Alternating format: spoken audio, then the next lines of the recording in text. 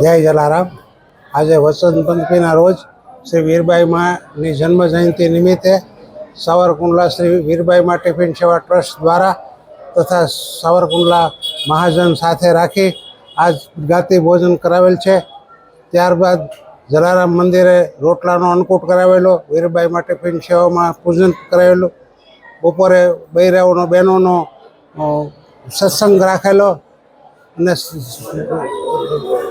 રોહણા સમાજના ભાઈઓ તથા બહેનોનો પૂરો સાથ અને સહકાર મળેલ છે અને વીરબાઈ મા ટિફિન સેવાના ટ્રસ્ટીઓ તથા સભ્યો ઇતર કોમ સહિત બધાનો સહકાર મળે છે, તે બદલ સૌનો આભાર।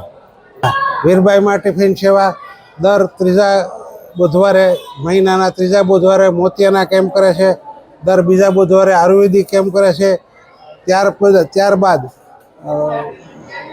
મેડિકલ સાધનો જેવા કે વોકર, ખુરશી આદિ બધું ડિપોઝિટ લઈ અને વગર ભાડે માણસોને પ્રોવાઈડ કરે છે। હા, 130 ટિફિન ગરીબ માણસોને, જરૂરિયાતવાળા માણસોને ઘરે ઘરે પહોંચાડવામાં આવે છે। જય જલારામ।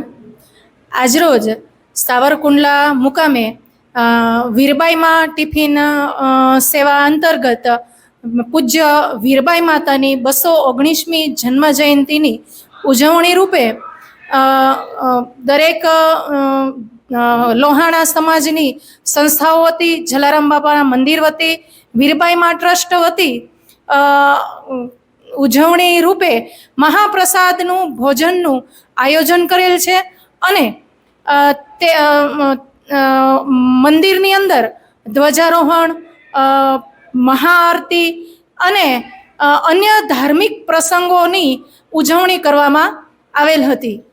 શિંગાડા છે। આજે અમારા ગામમાં બહુ સરસ રૂડો પ્રસંગ, અહીંયા સમગ્ર જ્ઞાતિ, અમારી રઘુવંશી જ્ઞાતિ બહુ સરસ ઉજવો તો 205 વર્ષથી વીરપુરમાં અન્નક્ષેત્ર ચાલે છે। એવી જ રીતે અહીંયા પણ અમે અહીંયા રોટલાનો અલગ અલગ રોટલા, મકાઈના રોટલા છે, રાગીના રોટલા છે, એવો અન્નકૂટ કર્યો હતો અને પછી રાત્રે સાંજે બધી સત્સંગ કર્યો હતો અને સમૂહ આરતી કરી હતી અને બસ હવે બધી સમગ્ર જ્ઞાતિ અને રઘુવંશી જ્ઞાતિ તરફથી અહીંયા ભોજનનું આયોજન હતું એટલે અમે સરસ બધાય સાથે ભોજન લીધું। જય જલારામ।